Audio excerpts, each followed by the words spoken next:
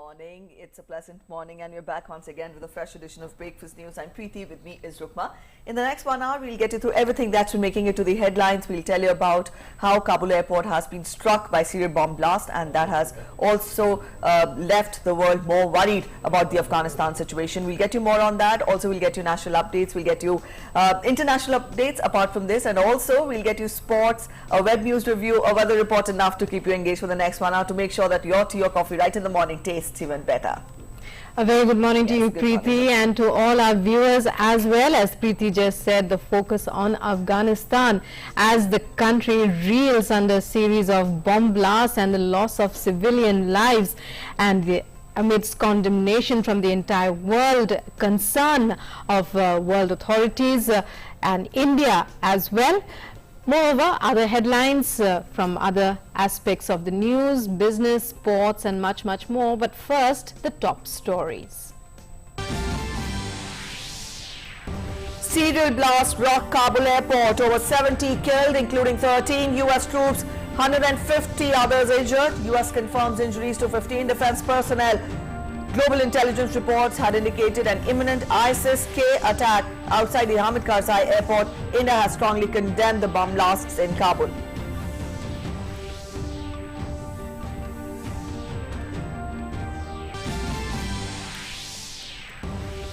Condemnations pouring in from across the world. US President Joe Biden warns to hunt down Kabul attackers.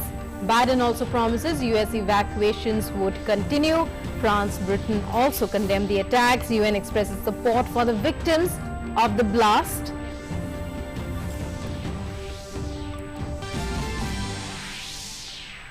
India achieves unprecedented milestone. 50% of the eligible population inoculated with the first dose of the COVID vaccine.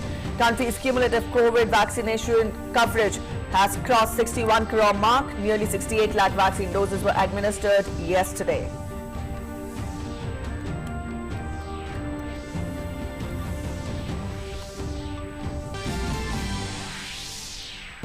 COVID situation in Kerala spirals out of control with over 31,000 fresh cases reported.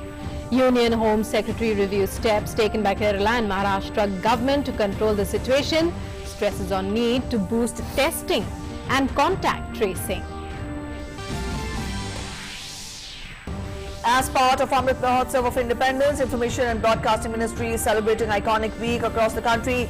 Union Information Broadcasting Minister Anurag Thakur will inaugurate a virtual photo exhibition on making of the Constitution in Delhi today. Along with this, a virtual film poster exhibition called Chitranjali at 75 will also be launched.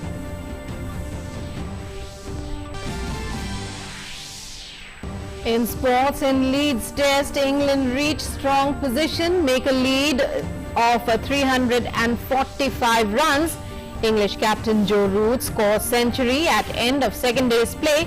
England score 423 for 8. India currently 1-0 in 5-match series. UEFA Champions League football tournaments draw announced. Juventus to face Chelsea in the group stage, while Atletico Madrid to face Liverpool.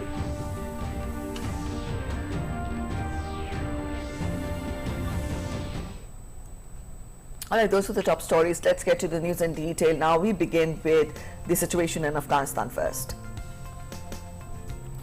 Well, yes, the Islamic State struck the crowded gates of Kabul Airport in a suicide bomb attack on Thursday, killing scores of civilians and at least 13 US troops, disrupting the airlift of tens of thousands of Afghans desperate to flee. 18 US troops were injured in the attack. Kabul health officials were quoted as saying that over 70 civilians were killed and 150 were injured. At least 2 blasts rocked the area. The 2 blasts ripped through crowds of Afghans trying to enter the American-controlled facility where US-led evacuation effort was taking place in an attempt to flee the Taliban takeover of the war-torn country. Pentagon Press Secretary John Kirby said that there have been at least 2 explosions near a gate at Kabul's airport that resulted in a number of US and civilian casualties. He said that he can confirm that the explosion at Abbey Gate was the result of a complex attack that resulted in a number of US and civilian casualties. He also confirmed at least 1 other explosion at or near the Baron Hotel, a short distance from Abbey Gate. The Afghan affiliate of the Islamic State, ISIS Khorasan, has claimed responsibility for the attacks. The blast comes as the US and other countries race to evacuate people ahead of President Biden's August 31st withdrawal deadline. And India has strongly condemned the bomb blast in Kabul. In a statement of the Ministry of External Affairs, India said, "We extend our heartfelt condolences to the families of the victims of this terrorist attack. Our thoughts and prayers also go out to the injured. Today's attacks reinforce the need for the world to stand unitedly against terrorism and all those who provide sanctuary to terrorists."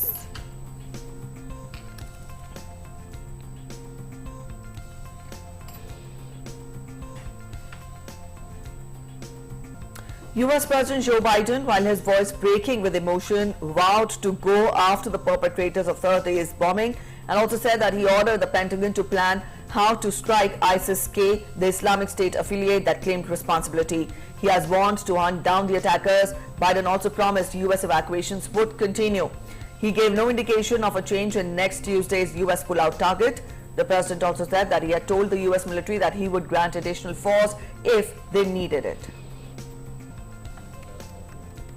My heart aches for you, but I know this.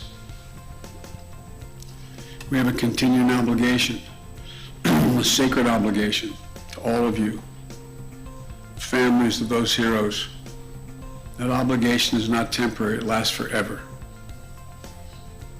The lives we lost today were lives given in the service of liberty, the service of security, and the service of others.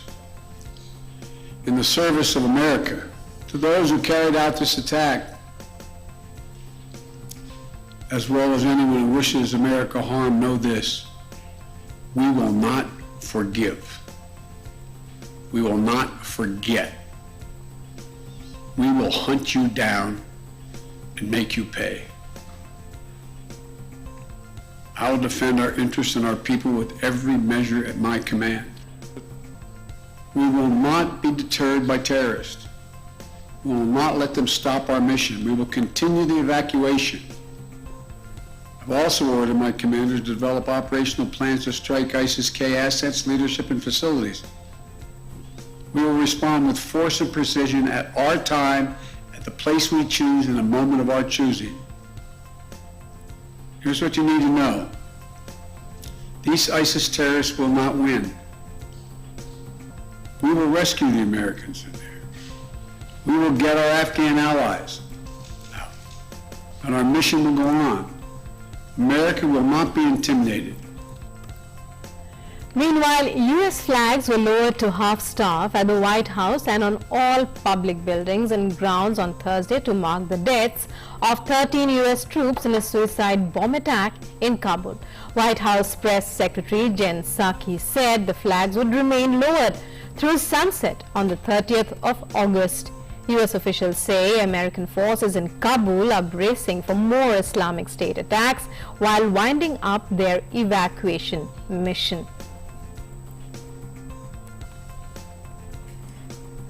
US Secretary of State Antony Blinken spoke with UK Foreign Secretary Dominic Raab after the horrific terrorist attack in Kabul on Thursday. Both the leaders agreed on the importance of continued close counter-terrorism cooperation. They also discussed international engagement on the future of Afghanistan.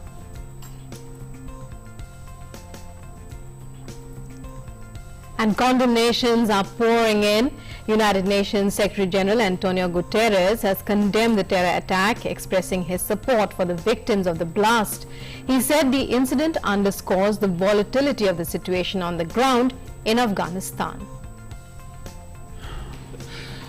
Express in the strongest possible way my total condemnation about the horrific terrorist attack in Kabul. To send my condolences to the families of all those that perished, Afghans, and those that were helping there, the Afghans, and died serving the lives of others. I have also asked my special representative to convey directly to Kabul my deep condolences to the Afghan people. NATO chief Jan Stoltenberg has also condemned the attack and vowed to continue evacuations from Afghanistan. In a tweet, he said that priority remains to evacuate as many people to safety as quickly as possible.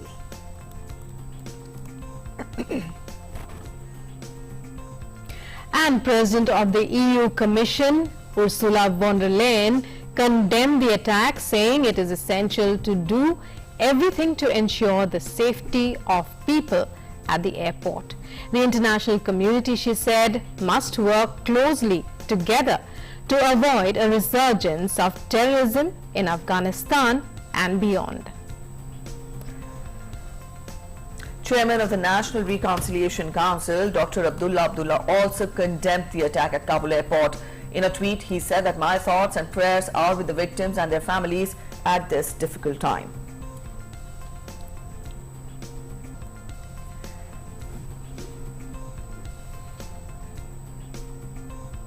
French President Emmanuel Macron said that the situation in Kabul has seriously deteriorated and his country is coordinating with US allies to evacuate maximum number of people.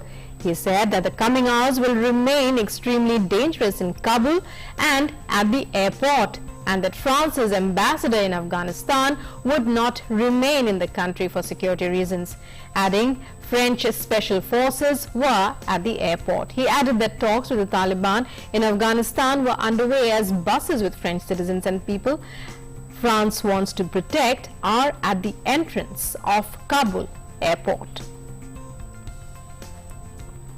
La question de l'Afghanistan. Au moment même At this moment, the situation has profoundly deteriorated around the military airport, and I would like to thank our teams once again for their commitment, who are doing their best to continue the work we have started. The work of international solidarity, humanitarian right and protection of our citizens, citizens of friendly countries and of all Afghans who must be protected for who they are or for the fights they are involved in. It is obvious that the tension is increasing greatly. We have all known that risk since the beginning, considering the confusion in Kabul, and the tension has been there since the beginning at the military airport. The next hours will remain extremely dangerous in Kabul and at the airport. Au moment où je vous parle, nous sommes confrontés Britain Prime Minister Boris Johnson condemned the attacks on Kabul Airport, vowing that evacuation efforts would continue. He described the attack as barbaric, adding that it had not been unexpected. Johnson vowed that evacuation efforts would continue and that the UK would now focus on getting the remaining eligible people out of the country. He added that he hoped that Taliban would allow others to leave after the August 31st withdrawal date.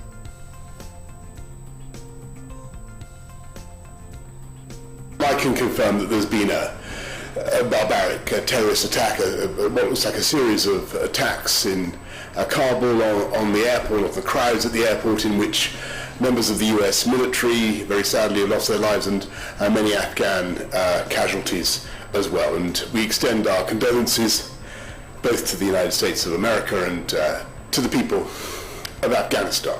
We condemn them.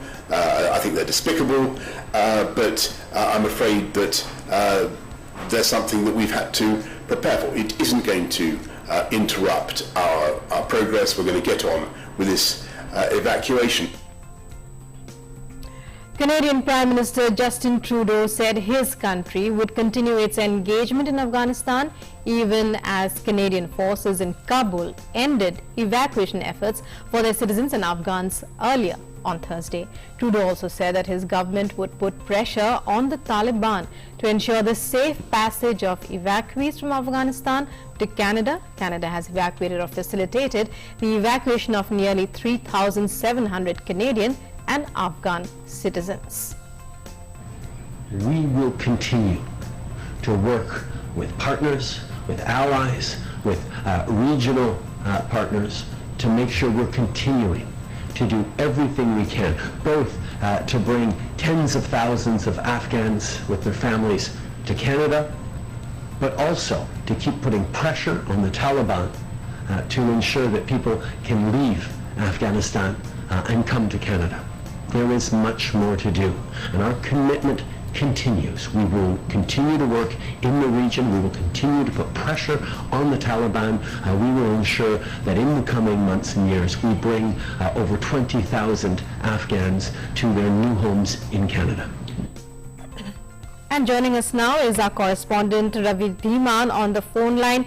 Ravi, one recalls at the horror of the bloodbath at Kabul airport coming so soon after all those horrific scenes that we saw, that we've been seeing for the past few days at Kabul airport, people trying to flee in fear and so on.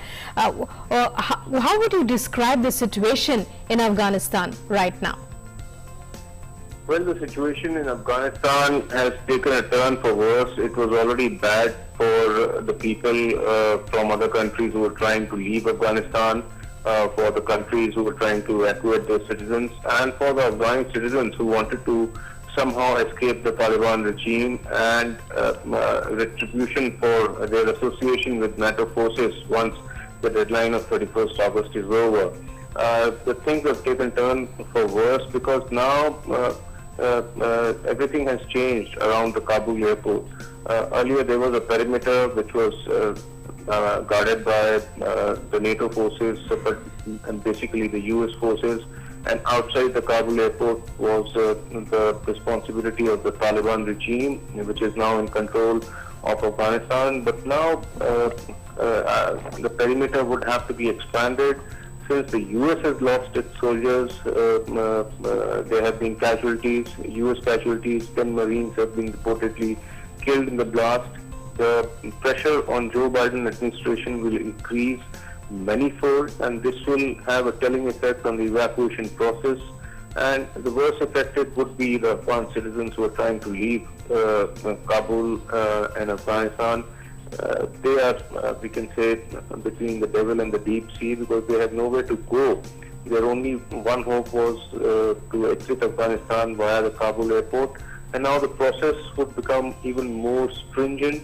There will be security checks at every point, and there will be the perimeter around Kabul airport will be expanded, and definitely it's a big challenge for the NATO forces. And along with NATO forces, it's a big challenge for the Taliban regime also.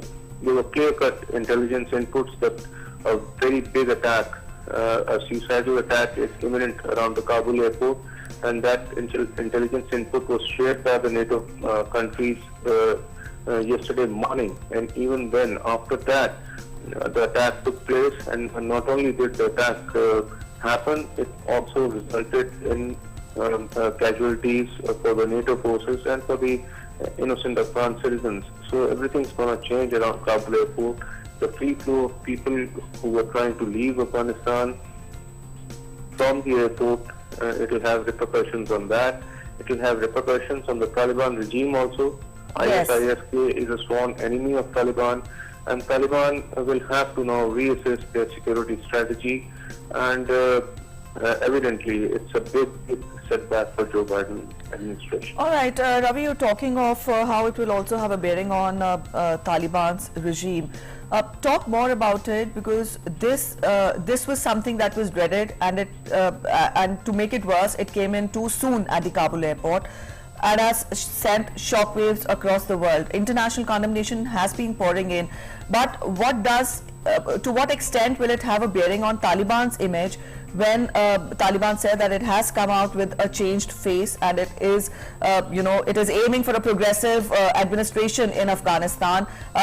To what extent, would that change the confidence which the Taliban was searching for in its, engagements, or when it called out to the world for it being a progressive, it trying for progressive administration in Afghanistan? Well, you see, ever since Taliban took over the administration and took over Kabul, they've released many prisoners who were safely secured, we can say, in two big prisons in Afghanistan, in and around Kabul city, and that has a telling effect on the incidents that we have witnessed at the Kabul airport yesterday evening. Two major blasts, and ISIS-K has taken responsibility for that. In the coming days, You see, the Taliban, basically the Taliban's ideology, the Taliban's way of working, as well. And they have a close association with the Haqqani network. The commander of the Haqqani network is now in charge of the security of the entire nation. And these blasts by ISISK had all the hallmarks, all the signatures of the way Haqqani network operates. Haqqani networks has had its close connections with Al-Qaeda and other terrorist organizations. So Taliban will have to do some soul searching within. They'll have to fortify their own defenses. But at the moment, ISIS has shown by these two blasts, despite intelligence inputs, that they have made inroads in Afghanistan. They still have assets in Afghanistan, and they can strike at will. And that's a very, very sad news for the world, and it's very sad news for the Afghan citizens. All right, a quick word. Right. Well, Ravi, when you also said that NATO forces are still there, and it is they who will be maintaining those stringent checks and so on and so forth. Can they take charge of maintaining the peace? Also, could you explain to us, ISIS Khorasan has claimed responsibility. President Biden says there is no collusion between the Taliban and ISIS Khorasan. What steps is the Taliban really taking to form some kind of government? Is there any news or any information? Are they taking any steps in that regard?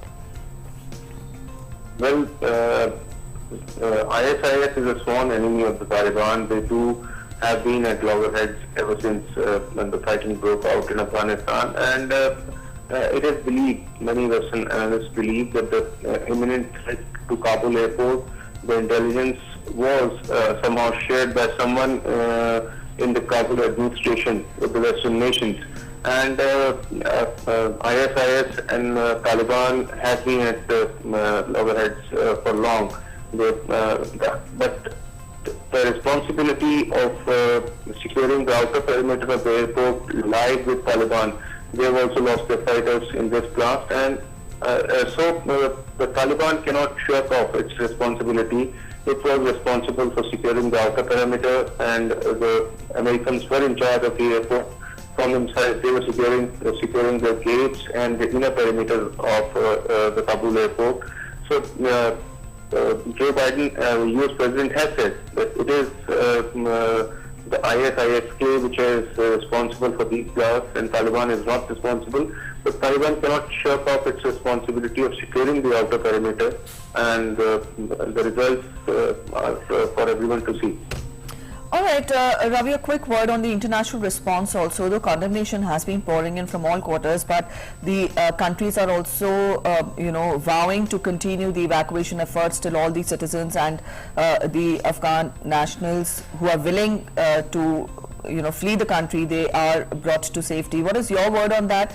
And also, there are world leaders who are talking of, getting in touch with Taliban, who are talking of bringing peace in in Afghanistan. How does that work out, and what do you make of the international response together against the Taliban and the grim situation in Afghanistan? Right now, the international response is much against the ISIS. All the leaders are condemning the barbaric attack. You see suicidal attacks in a place where the citizens are desperate to somehow get inside the airport. And as we have seen in many images over the past week, desperate Afghans have been clinging on to the walls of the Kabul International Airport. So the density of people there was huge, and that's why we have seen that the casualties are so high in these two blasts. So the pressure on Taliban will increase from now on. It will be responsible to avert any such attacks in future, till 31st at least. And the Western nations now, what analysts believe, will focus on getting its citizens out of Kabul at any cost by 31st. And the four, once we can say, would be the Afghan citizens who had collaborated, who had been on the roles of NATO forces as interpreters or in any other capacity, and who are now desperate to get out of Afghanistan along with their families. they will probably bear the brunt because they will not be in the priority list of any countries. All the countries will get their citizens out first, and as I said before, they are between the devil and the deep sea. Meanwhile, well, when we talk about India's stance, India's stance is very clear, condemning the terror attacks.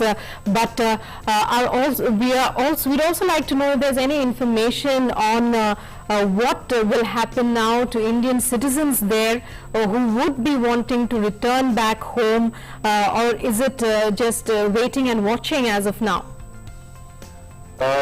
The operation basically continues, and the Indian government will try to evacuate as many citizens as possible and as soon as possible. But given the change scenario after these blasts, it will be a mounting challenge for the Indian administration to get out its citizens. Now everything's going to change around the Kabul airport, outside the Kabul airport, and inside the Kabul airport. Indians and Indian Air Force planes did get a window of 2 to 3 hours every day on a daily basis to get out their citizens.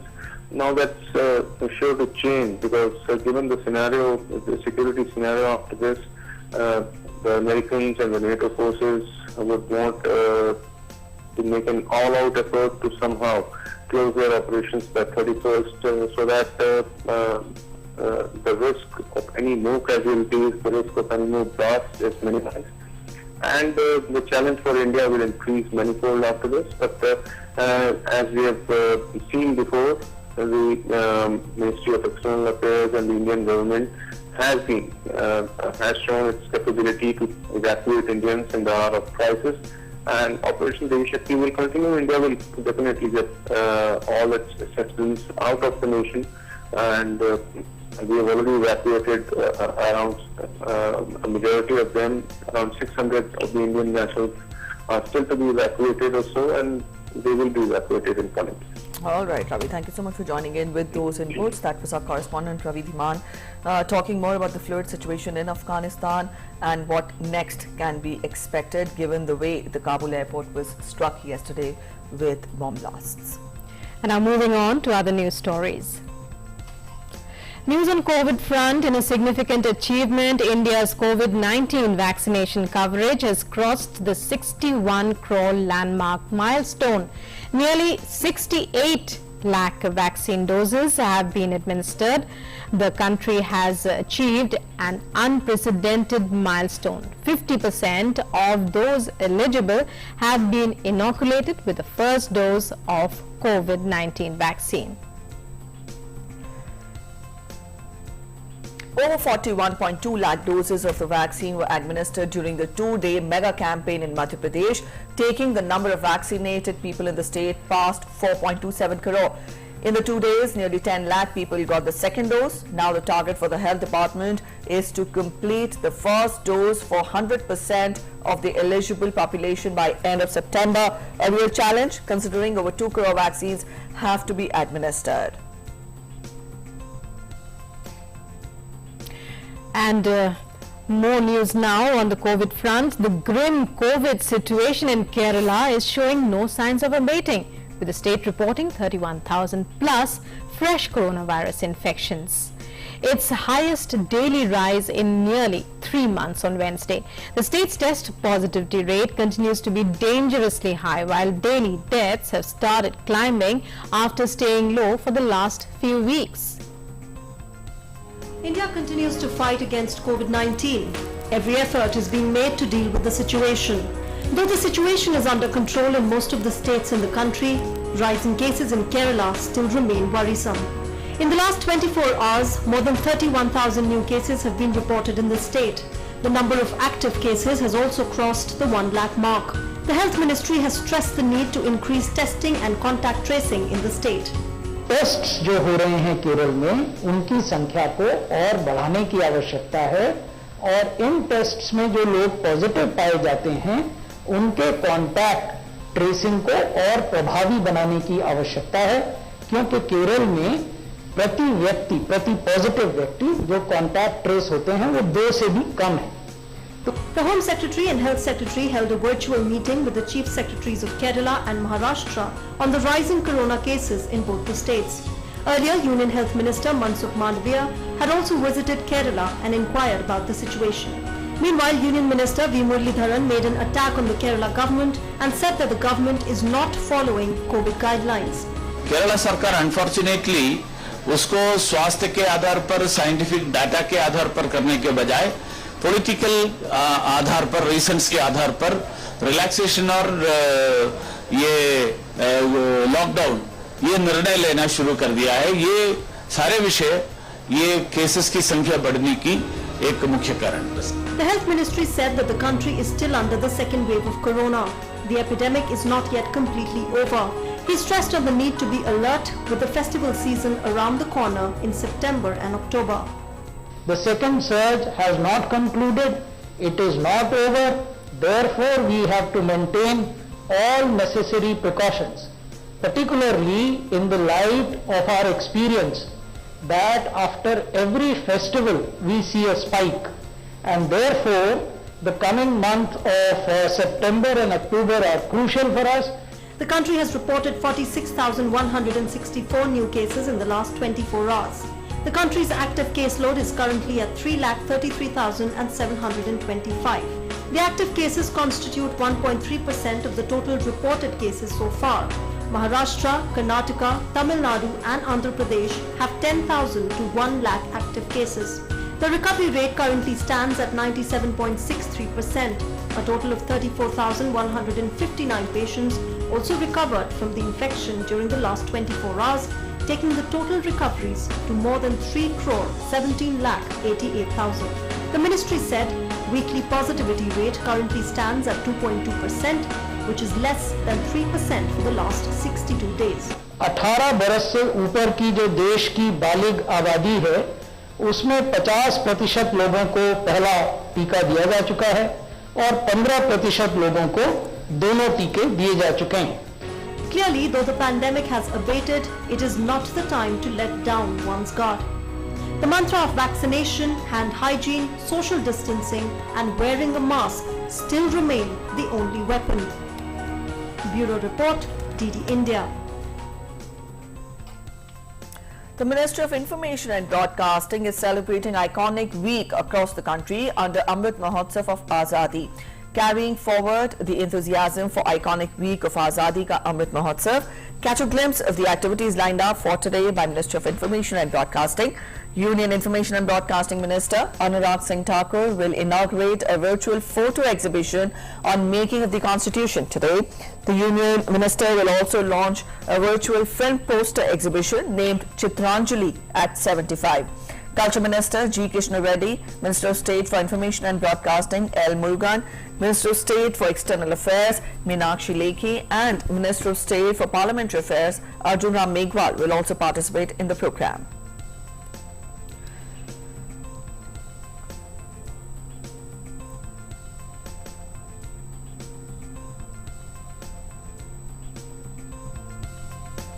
All right, joining us for more on this is our correspondent Arun Sharma. Arun, we tell our viewers that iconic week will be observed with regard to Azadi Ka Amrit Mahotsav. Spell out more details on this week. So India is celebrating the Azadi Ka Amrit Mahotsav primarily, and this week, that is the week from 23rd of August to 29th of August, will be very successful. Now, various programs are being lined up in the south so that awareness can be created, people can be educated, people can be told about how India has got its freedom and how India should now make new India. How can primarily India learn from the freedom struggle that the freedom fighters have done and the kind of the way they have led their life, they have sacrificed their lives for the nation. So how primarily we can learn from them and we can contribute as far as making unique concern. So today is going to be very significant because the Information and Broadcasting Minister Anurag Thakur is going to launch primarily a film poster that is Chitranjali, and also now this is going to be a digital film poster, and also Anurag Singh Thakur will also be inaugurating the virtual photo exhibition of making of Indian Constitution. Now these are some of the very important aspects of the youngsters to know. And in that context, this event is going to be very much significant. So various events are being lined up, all across the country, like bike rallies, film posters, elocutions, so that in schools, colleges, awareness can be created, youngsters can be taught, can be made aware about the fact of India, what it is doing, and what more can be done to make new India. And of course, there are various events lined up. All the media are going and meetings of PIB or broadcasting. All the units primarily are contributing. For example, PIB or the Press Information Bureau or the outreach is doing outreach programs to create awareness. The Uttarakhand is coming out with various short clips and of course capsules so that life of the freedom struggle or the freedom fighters primarily can be shown to the people. Various digital initiatives are being taken so that people can be made aware about the fact about the freedom struggle that India made and how new India can be built. So the glory of the glory of India, how can awareness can be created, how can people be made aware about the fact about the Indian freedom struggle, about the glory of India. So in that context, this event is going to be very much important. Right, Arun, very significant in how the union government is aiming, to enthuse that spirit of patriotism, to revive a sense of pride in the glory of our nation, the glory of the freedom movement. What can you tell us about the kind of response that has been received? Because clearly these are, there are a lot of participative programs among the various events that are going to be held. Clearly the invitation is out for the youth of the country to participate, students and so on. Give us a sense of that. So we have seen that how in last 7 years, the focus of the government was to start an initiative and make that initiative a Jan Andolan or a public movement or a people's movement. Be it Swachh Bharat Abhiyan or various other initiatives whereby there was people's contribution or the Jan Andolan or primarily to people's Bhagidari, Jan Bhagidari. So we have seen how Jan Bhagidari plays an important role to ensure that whatever goals we have, we can achieve that goal. So for that time, Jan Bhagidari is very much important, and in that context, even this initiative of Azadi Ka Amrit Mahotsav, a true tribute to the freedom fighters of our country, a true tribute to the people who led their life, who sacrificed their life, a true tribute to India family, a true tribute family for all those who led their life so that India can be built. And in that context now, people who are living in this 21st century, in this new decade, how can they contribute to making a new India? When India achieves or India completes 100th year of its independence in 2047, what big goals, what big achievements can India achieve at that point in time in 2047? In that context, yes, youngsters are really motivated and they are participating in various initiatives that is being started by the government. All right, Arun, thank you so much for joining us with those inputs. That was our correspondent, Arun, telling us more about the iconic week that is being organized by the Information and Broadcasting Ministry. And moving on now, President Nath is on a 4-day visit to Uttar Pradesh. The President will unveil a statue of Dr. Sampuranand, former Chief Minister of UP, and inaugurate an auditorium at the Captain Manoj Pandey Sainik School in Lucknow. He will also grace the 26th convocation of the Sanjay Gandhi Postgraduate Institute of Medical Sciences, Lucknow. On August 28th, the President will lay the foundation stone for the Mahayogi Guru Gorakhnath Ayush Mahavidyalay and inaugurate the Mahayogi Gorakhnath Vishwavidyalay at Gorakhpur. On August 29, 2021, the President will visit Ayodhya by train from Lucknow, where he will launch various projects of the Department of Culture and Tourism, Government of Uttar Pradesh. Before concluding his visit on the 29th of July, the President will visit the construction site of Sri Ram Temple and perform puja. Earlier on Thursday, President Ramnath Kovind said that new education policy will prove instrumental in marking today's generation capable for the aspirations and needs of the 21st century. He was addressing the 9th convocation of Baba Saheb Bhimrao Ambedkar University in Lucknow. In his address to the students, the President said that education is most effective medium for social justice and personal growth, and Uttar Pradesh is taking many steps as per the new policy to strengthen the education system in the state. President congratulated Uttar Pradesh government and the governor for this achievement. He also applauded the performance of girls in Olympic Games.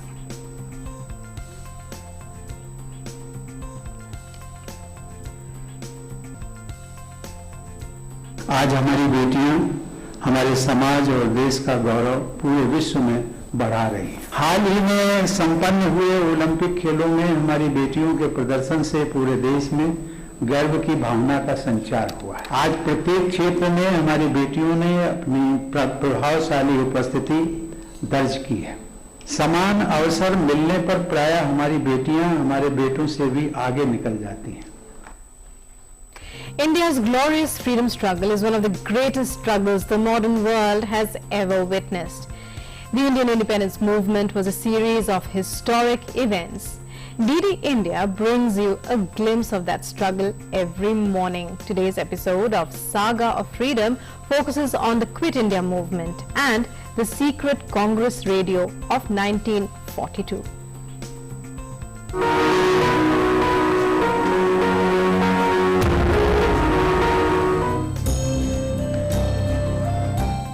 The year was 1942. On 8th August, during the Bombay session of the Congress, Mahatma Gandhi decided to demand complete freedom and gave a call to the British government to quit India.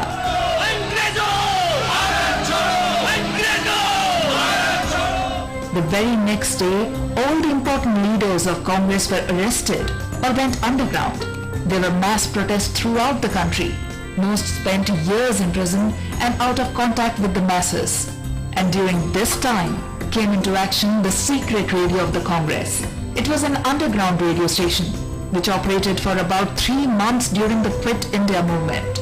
It was the broadcasting mouthpiece of the Indian National Congress and functioned from different locations from Bombay. This very important task was executed by Usha Mehta. The veteran freedom fighter accomplished the task with the help of hand radio operators.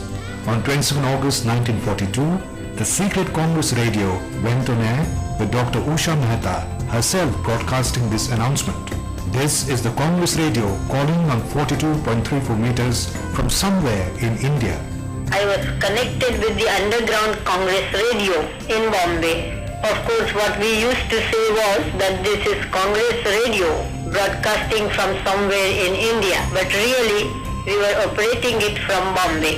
Usha Mehta's other associates for organizing the Congress radio included Vittal Das Khakar, Chandrakant Jhaveri and Babubhai Thakkar. The technicians and the equipment were supplied by Nanak Motwani of Chicago Radio, Mumbai. Eminent personalities like Ram Manohar Lohia, Achyut Rao Patwardhan and Purushottam Tikandas were also associated with the Congress radio. Immediately the call was given by Mahatma Gandhi to do or die. We thought it would be better if we have a broadcasting station of our own, because a transmitter certainly is the best way of giving the news about freedom struggle to the people and reaching it to every nook and corner of the country. So we thought of organizing a secret radio station. On this day in 1781, Hyder Ali of Mysore clashed with the forces of the British East India Company at the Battle of Pollilur. The forces under Hyder Ali endured many casualties from the British but eventually retreated to Kanchipuram. The Battle of Pollilur was fought as part of the Second Anglo-Mysore War between the English forces and the Kingdom of Mysore under Hyder Ali and his son Tipu Sultan from 1780 to 1784. The Second Anglo-Mysore War ended with the Treaty of Mangalore, with both the parties agreeing to return the captured territories and prisoners to each other. Mysorean rockets, the first iron-cased rockets, were effectively used against the forces of the British East India Company by the Mysore Army during this battle.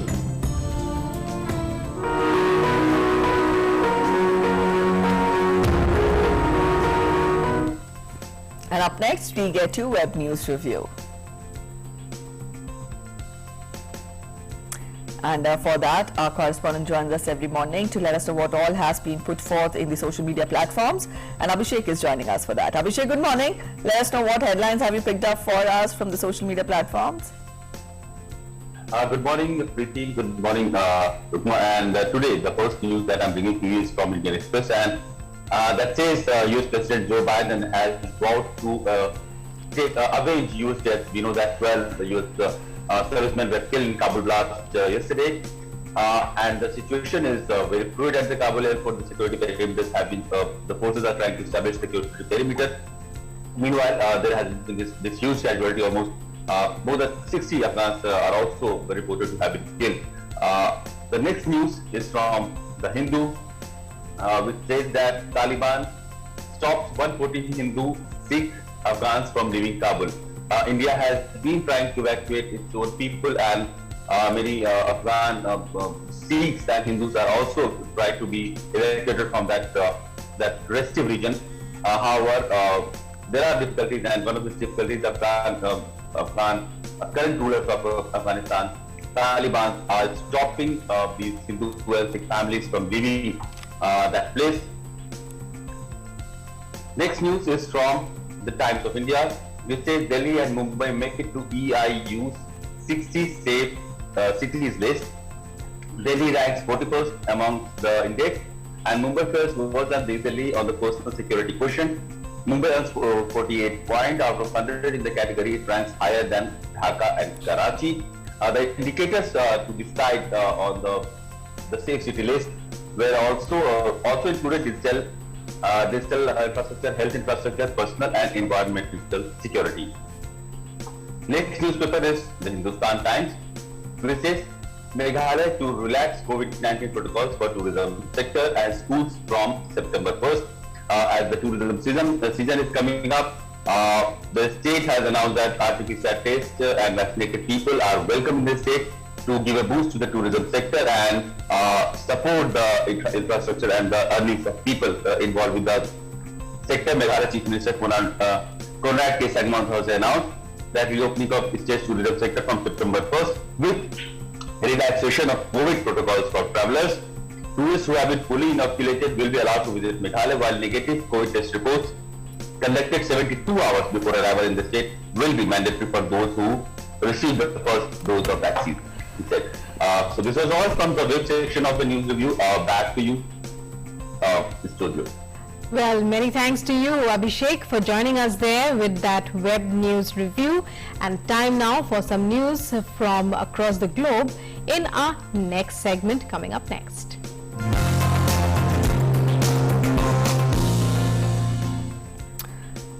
Let's get to a quick update on the COVID situation from across the world. So far, more than 21.54 crore people have been infected, while 19.26 crore people have recovered from the virus. The deadly virus has claimed lives of 44.87 lakh people worldwide. United States has been witnessing a spike in the new daily cases. More than 1,000 new cases each day are being reported in the country due to the highly transmissible Delta variant, and more than 3.93 crore people in the US have been infected by the virus so far. And a fast-moving wildfire ripped through trees in South Lake Tahoe in California on Wednesday. A video showed firefighters struggling to keep the Calder fire from spreading. According to California's Department of Forestry and Fire Protection, the Calder fire had consumed 136,643 acres and was 12% contained by Thursday. The wildfire crossed over a highway last weekend, edging closer to more heavily populated areas. U.S. Agency for International Development Administrator Samantha Power on Thursday announced $32 million in assistance to Haiti. The Caribbean country is reeling from an earthquake earlier this month that killed more than 2,000 people and destroyed or damaged tens of thousands of homes.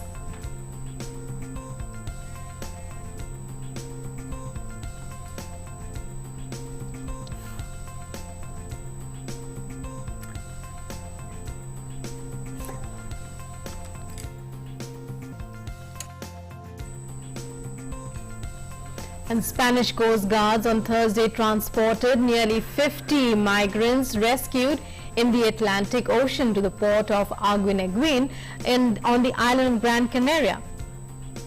One migrant was taken to a local hospital in a helicopter in serious condition.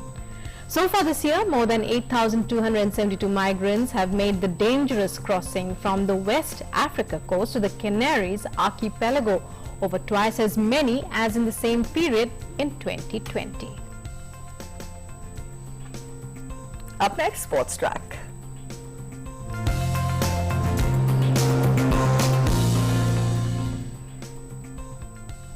England scored 423 runs for the loss of 8 wickets in their first innings at the end of day's play on the second day of the third test of the 5-match series between India and England.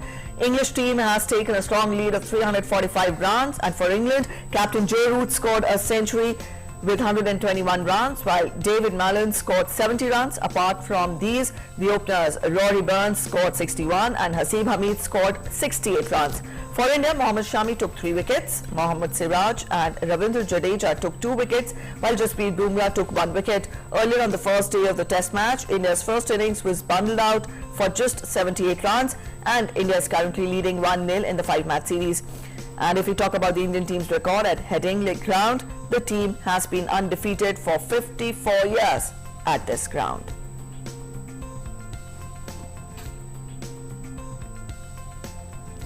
And the UEFA Champions League draw was announced in Istanbul in Turkey on Thursday.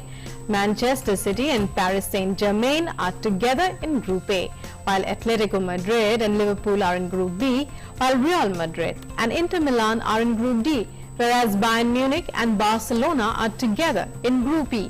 Manchester United are in Group F, where Spanish club Villarreal is also present.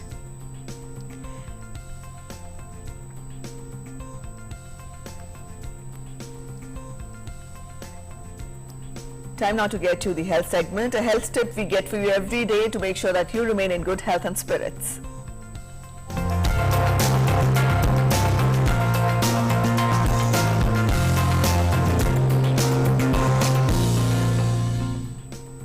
And today's topic is wisdom tooth. Impacted wisdom tooth can prove extremely problematic, if not extremely painful for people. In our report today, Kiran Bharadwaj tells us how to deal with the situations and complications that could arise.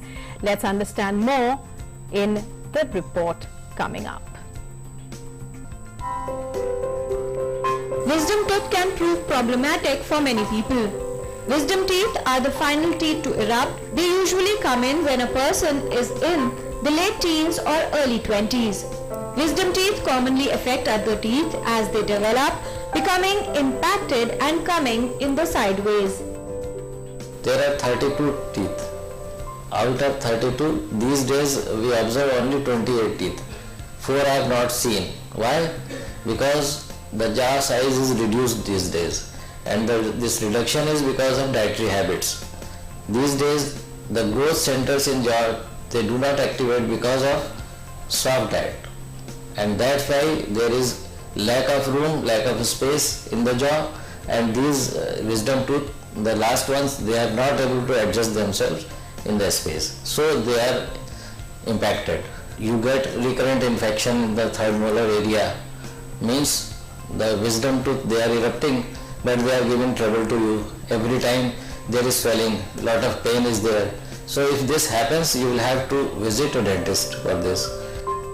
They can also cause problems as many people don't have enough room in their mouth for the wisdom teeth. They damage the tooth which is just in front of that. That means the second molar they are affected. If they are tilted, a little bit tilted, then food is lodged in between, and they damage not only the wisdom tooth but also the tooth which is adjacent to that. So in that case, to save the second molar, the one which is just adjacent to it, it has to be extracted out. Moreover, because of their position, they cause damage to the mucosa, gum mucosa, they cause ulcers. If they are tilted towards cheek, there is cut in cheek, and that can convert into other problems also. So to avoid that, you must visit a dental surgeon, and if it is required, it will be extracted. If the wisdom tooth is not impacted or has already come above the surface, the surgery can be done by the dentist. Some dentists or oral surgeons may recommend wisdom teeth extraction even before the problem develops. Kiran Bhardwaj, DD News. Alright, so that was the health report for the day. Up next, we get you the temperatures across major cities across the country in our weather report.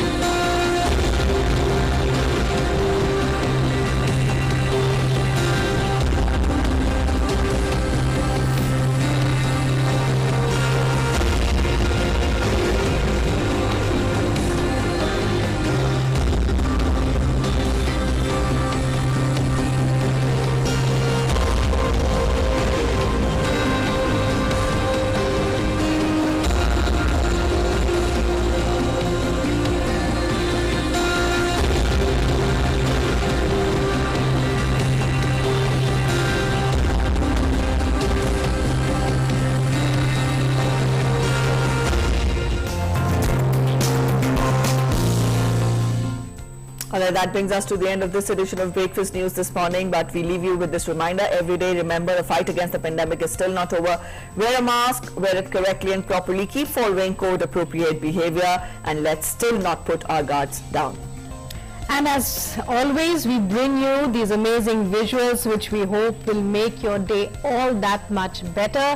These are visuals of the mesmerizing French graffiti artist's monumental mountaintop project at the summit of the Moles on Peak in the western Swiss Alps. So take a look, have a great day. Bye-bye. Namaskar.